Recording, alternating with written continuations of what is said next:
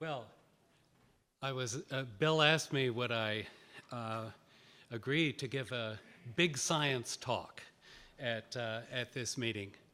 And I said, fine, no, I'd be delighted to do it.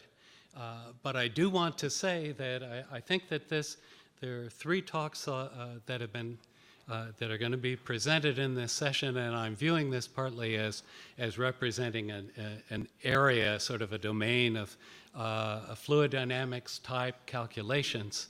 And at the other talks so far during this meeting, I've seen lots of big science, and so I want to try to represent the domain to a certain extent. I want to go through that it's a team effort, and some of the team members are here. At Minnesota, we have a couple of members of the team who have now gone to DOE Labs, and I'll talk a little bit later on about the continuing efforts they're making, which are on the software side. Mike Knox is here, and has made the movies that you'll see, and Falk Herwig from the University of Victoria is here and has suggested a bunch of these problems. In fact, he suggested more problems than I think I could ever do in my life, but that's good. And we are also collaborating with folks at Los Alamos, some who are astrophysicists, and William Dye, a computational physicist who was a former student. I thought about what is kind of the most interesting thing that you might be interested in. I do want to communicate that we have done some very interesting science that we're very excited about, and hopefully you will be excited about. But in the realm of computing, we're also very excited. And a year ago, I gave a talk at this PREC workshop and talked about what we've done as friendly users of the system. And I want to contrast what we've done in the last year with that. Because as friendly users, we thought, well, let's just get as many petaflops as possible. Let's come up with a calculation that we could do where we can justify making the grid just as fine as possible. I presented the results that we got from that run. We had over 1 trillion grid cells, which was kind of, let's get over the trillion mark. And I presented them at Los Alamos, and a friend of mine said, well, gee, did you calculate how many atomic diameters there were in each grid cell? And happily, it was still a fluid. So I was not embarrassed, but he pointed out that, well, one really can't go too much further down that road. And so this year, we've done something different. It's not completely different. We've used the same codes. But what we did is we shrunk that problem from this sort of macho computing problem down to a size that our previous work had showed is the size where we start getting really an answer that we're confident in. And that was only 1,536 cells across the volume in each dimension, a modest grid. The grid for that run is 325 times smaller than the one that we did a year ago. Yet we felt, well, gee, we'd like to really use the system, and we ran it on about half of the machine. The friendly user run had been on all of it, but the performance that we got, well, we had to do it in 64-bit precision. Well, we're working on that. We'd like to double this performance by going to 32-bit. But it came out at 0.42 petaflops, and it was only about 10% less than we could have gotten if we had run this on as big a grid as we could possibly have fit into the machine. So I want to tell you about what we got out of this run. I want to tell you about kind of how we did it, because this has really been something that has changed the way we do things. For many years, I've been involved in large calculations that we have done on machine after machine, and often on machines when they're new, which is the easiest time to do a really big calculation. But this is a really big calculation in a different sense. And it's one that we did in the normal course of events. And it represents getting an answer to, well, you be the judge whether it's a smaller question, but getting the answer very fast. And so we're quite proud of it. And I do want to go into how we did it. But first, let me tell you what it was, because we mustn't forget the science that we did. And I want to start out by saying that in previous work at NCSA, David Porter and I did a number of simulations of stars near the ends of their life.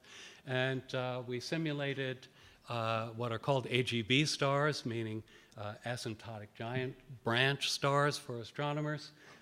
They have these puffed up envelopes that go out to distances comparable to the orbit of Mars.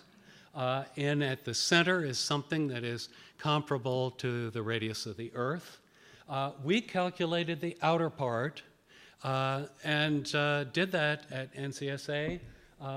The calculation that's shown here was one that we did on a grid of 1,000 cube cells, and that was back in the 1990s.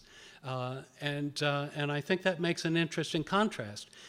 We spent the whole year doing this calculation, a bit at a time, and we didn't get it finished. And you know, an expert might know that the funny signature in the upper picture is related to the fact that we didn't finish the calculation. And we finally just felt, well, we'll stop. We've done now simulations of a different sort that are more challenging than this one on a finer grid, and we get it done in a week. And so that is a change. And it's something that has changed a lot of what we do.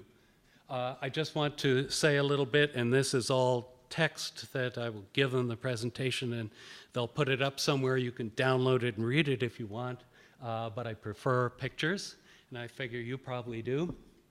What we are looking at is that central part of the AGB star, and this is a slice through it. It's a picture of the magnitude of vorticity, and the outer rim on this picture is our outer boundary condition. One has to have an outer boundary condition. We didn't want to let the grid go all the way out to the orbit of Mars. And inside here, you see another very clear circular feature, and that is the top of the convection zone. The inner part of this star is not doing anything at all. It's just a carbon-oxygen white dwarf or proto-white dwarf. It's just sitting there, and above it is a spherical region where helium is burning, and that is fueling convection in this region. It is fueling it with about 40 million solar luminosities. Gravity is so strong in this region that it takes that kind of energy to get this stuff moving. And if you ask, well, how vigorously is it moving? I mean, a fire burning at 40 million solar luminosities ought to be doing something really pretty exotic. But actually, if you look at the Mach number of this flow, it's similar to good sailing weather on the Earth. It is, you know, it's moving along. I mean, but you would not be blown over by it. And that means that the calculation needs to take a lot of time steps. And it is also true that we want to not only look at all these little eddies that turn over very rapidly, but there are global features here.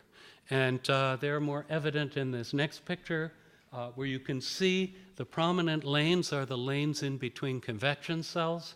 But you can make out the convection cells. Here's one. This is half of the star, and this is a good fraction of the half of the star. So these convection cells are really huge. They're global in scale, and for them to turn over takes kind of a while. So in this problem, the sound crossing time is measured in seconds, and the turnover time is maybe 10 minutes, 20 minutes, but we needed to calculate this for a day. And that's really where Blue Waters came in, and it's also where the scaling of this code came in. So I just wanted to explain, because there'll be a movie of these, and just how these displays are made and what they're trying to indicate. So this is a zoom in. We've chopped off half of the star. You're looking at the back half. And you're looking from the center out to the top of the convection zone. And you should think of the top of the convection zone, if you've ever been to Los Angeles, as like the temperature inversion above Los Angeles. And things can go up to it, and then they run into it, and it's like a brick wall. It's not made of brick. It's just more gas, but it is absolutely astonishing how much it behaves like a brick wall. And you'll see it in the movie. Here you can see the regions that are where you can sort of see through a little bit and see these brighter colors, more yellow. These are the regions where the flow has you have an upwelling, and that it is moving across horizontally and sort of scraping against this wall, the temperature inversion, as it were, and moving horizontally. And where these flows run into each other, you get these lanes.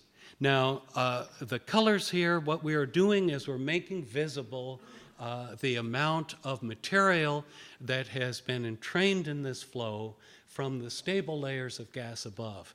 And you might think, well, why are we showing you that? I mean, who really cares? The answer is that the material above in this particular star is rich with unprocessed hydrogen. And in this area, convecting above the helium-burning shell, we have extreme densities and temperatures.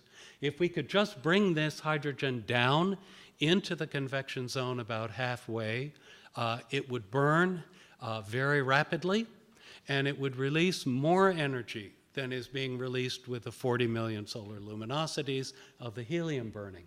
And then all kinds of things would happen. So we're very interested in how this material gets down, where it burns, how it burns. And so the arrow here is showing you that this is where it burns. And so the flame is represented in this way, and it stands out. It's meant to stand out in the image so you can see where it is burning. Now, I've said a little bit already about why this problem is hard and how it is hard. But I do want to go through these steps. I've mentioned that we have to do this in 3D. I've shown you how huge these convection cells are. So we need to have a global representation. We need to put this whole portion of the star in our grid. The flow Mach numbers begin at 0.02 to 0.035. That's that good sailing weather. And it's right at about the place where you might decide that maybe it's worth going and using an implicit method rather than your explicit method. However, in this problem, when we ingest hydrogen into this convection zone and burn it, we get a positive feedback, and those velocities go up, so that by the end, we're up to Mach 1/2. And so if we had gone with an implicit treatment, we would have had to go back to explicit. Because we need to follow this for a while, and you'll see in the movie we follow it for a while. In fact, we ran it for several million time steps, and so this has to run for a while.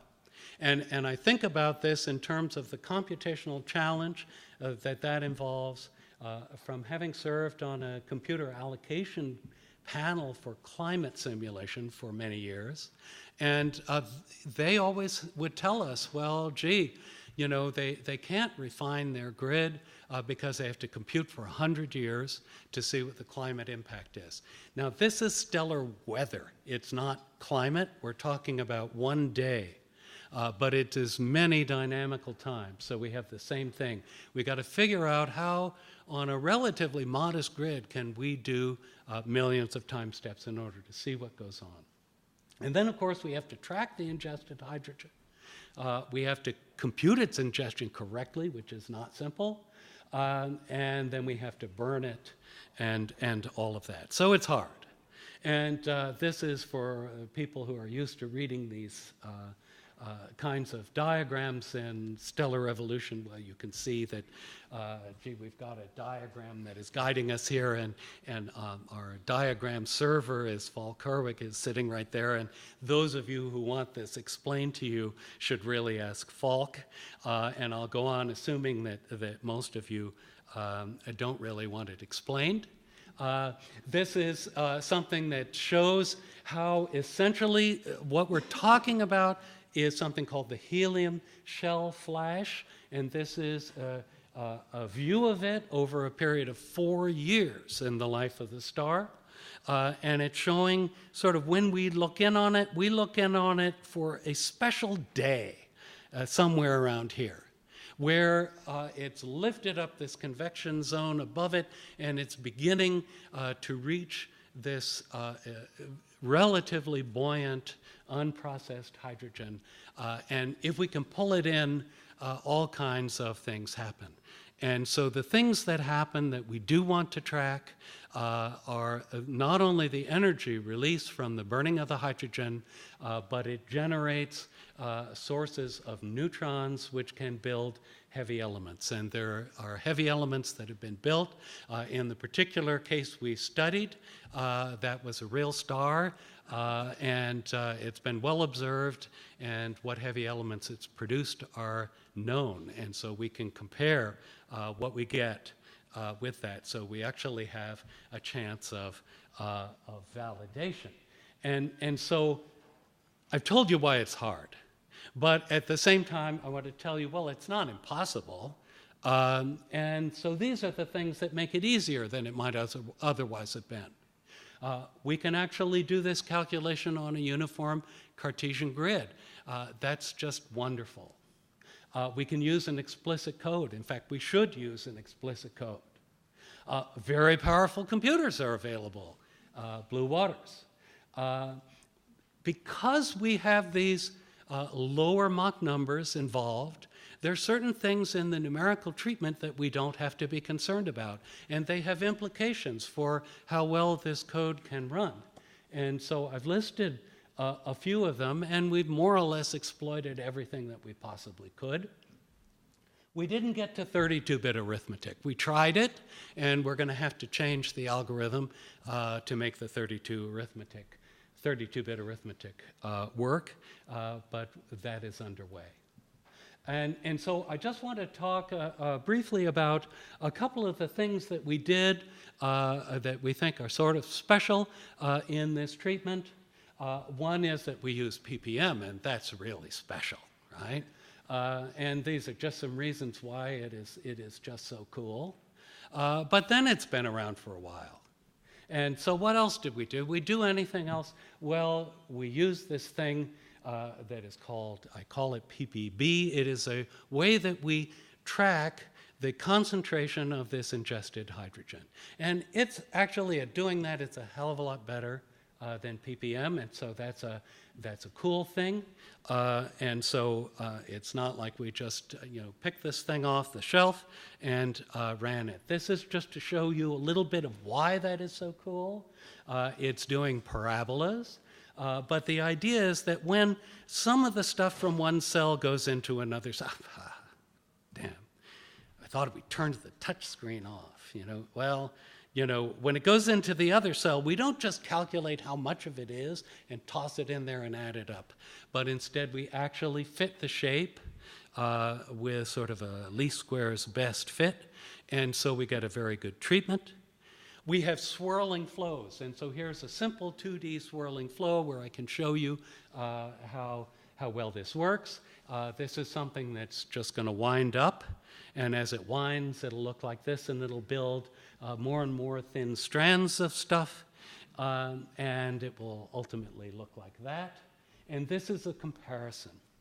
So this is this new method that I'm trying to convince you is so wonderful on a 128 squared grid.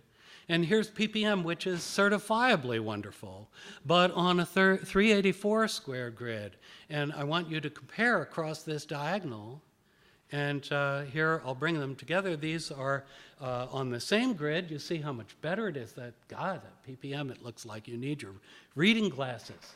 And there, that's a pretty good match. So 3-to-1. That's a big deal. So that's just to convince you that, hey, we've been, we haven't been just relaxing. We've been doing some work on this.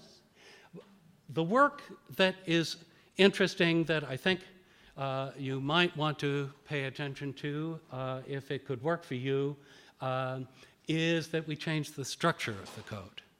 And we changed the structure more or less because we got involved in a project at Los Alamos with collaborators to use their Roadrunner machine, which was a very unusual machine. And my attitude toward it when I signed up to work on it was, well, this machine is really weird and there probably aren't going to be 10 of them out there. But if I can figure out what to do for this, I'll be set for the next decade. Okay? And so far it's working, and so we have taken the things that we did for Roadrunner and we have put them onto Blue Waters, and by God, they worked. We get, as it says down there, 12% of the peak performance of each node, and we can run on a lot of nodes. And so we think that's a big deal. And so what is the key thing? This is just text, but the key thing is that we have a data structure that we did not used to use, which is aimed at little SIMD engines, which are in everything. They're in GPUs, they're in mic cards, they're in CPUs of all description. And they love things that are very regular and have just the right number of words in them and all lined up perfectly. And we figured out how to get that to happen in our numerical method and in our code automatically. And the way, conceptually, the way to think about how it happens is if you had a grid and it had a bunch of cells, you would take one cell and you chop it up into 4 by 4 by 4 cells. We call it a briquette. And then that thing is what you want to work with, because the SIMD engine just absolutely adores it. Everything is perfectly aligned. Everything are all the powers of 2. It's just wonderful. And so this is the best I could figure out how in a picture to represent how the calculation proceeds, that basically we are processing strips of briquettes. We're processing strips of briquettes. I gotta show you the movie. Well, and it's absolutely wonderful. And I would say that we have built a code translator where what you do is you write in simple Fortran how you would update just one briquette. And then it goes and transforms it into this just fabulous, very well executing stuff. Okay, so I want to get to the run. And I saw in Bill's talk that he showed the machine. There's the machine doing our run. When we had it going, we just had to take a snapshot. It's sort of like a picture of your child. There it is. It's a sort of big. And you can see that we didn't have a perfect placement. There are a few unlucky people who are stuck inside us, who had to send their messages through, but otherwise it's a very good layout, and that has got to have something to do with how well it ran.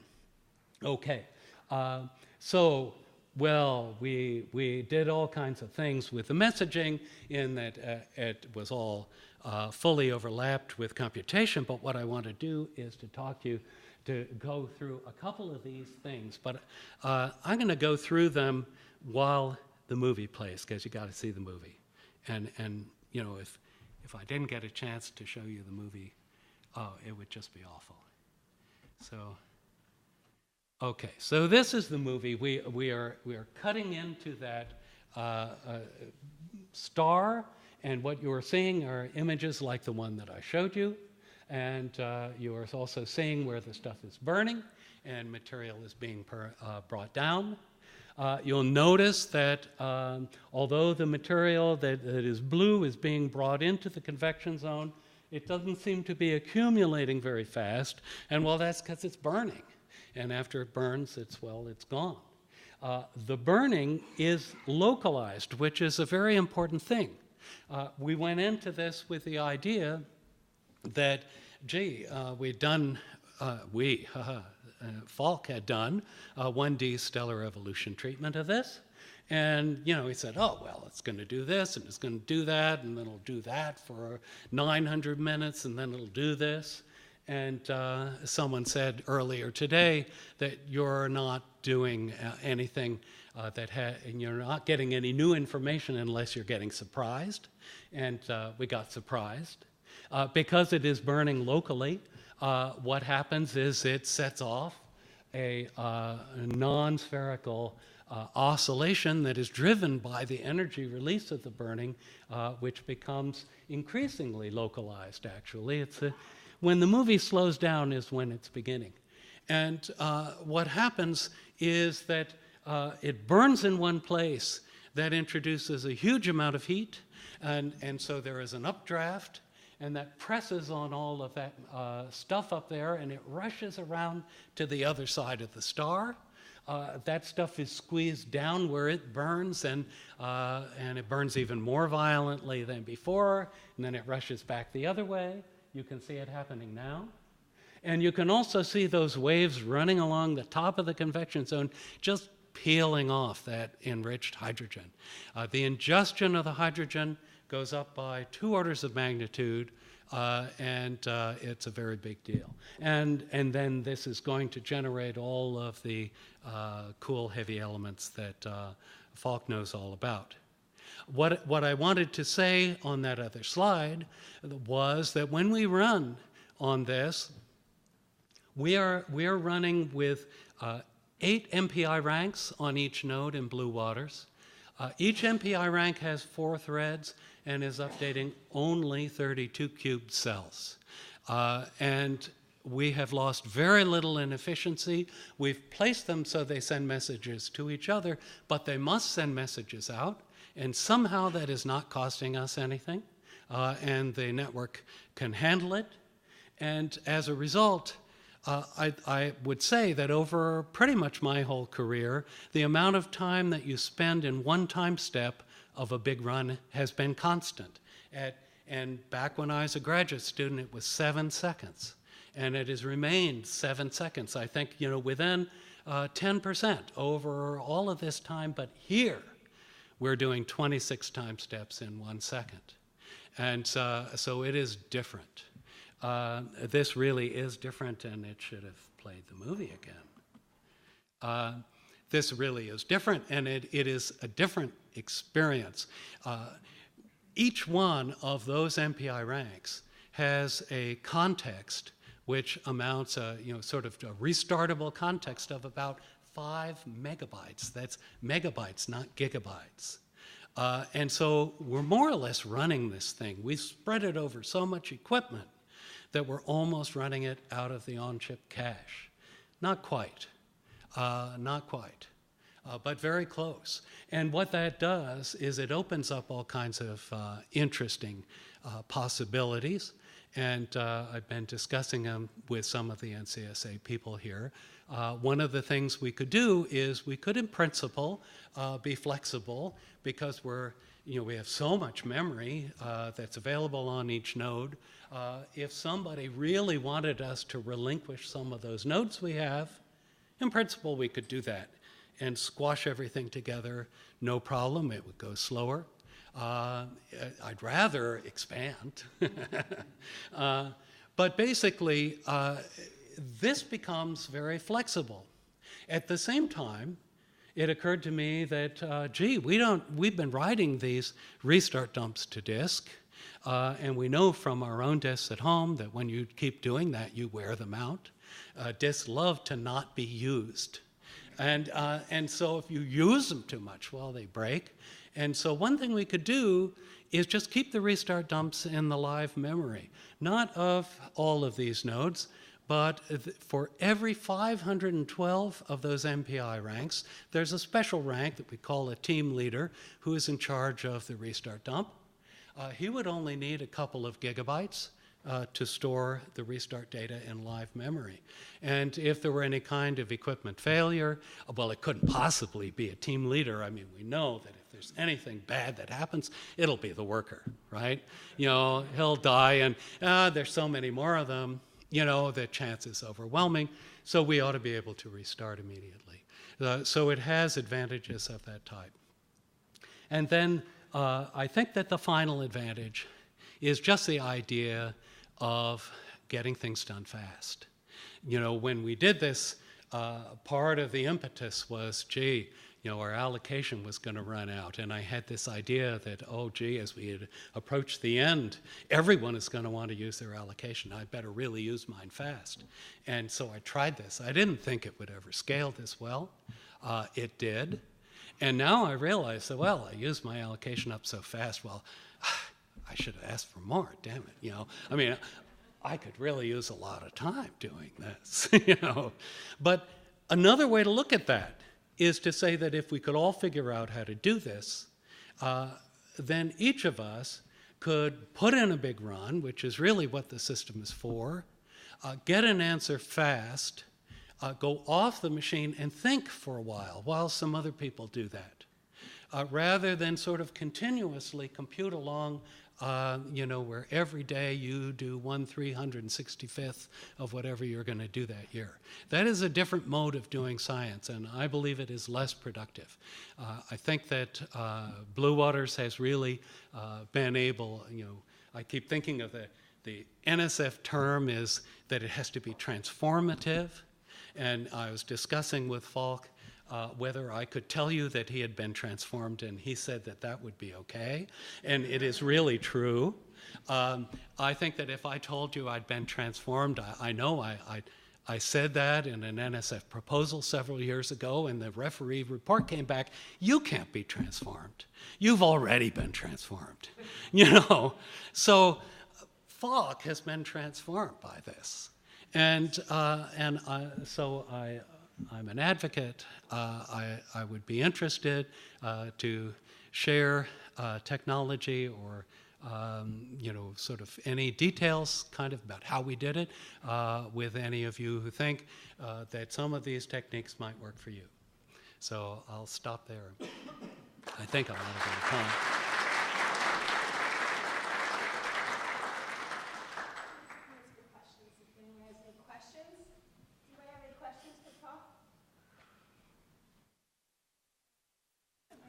Oh, yeah, sure.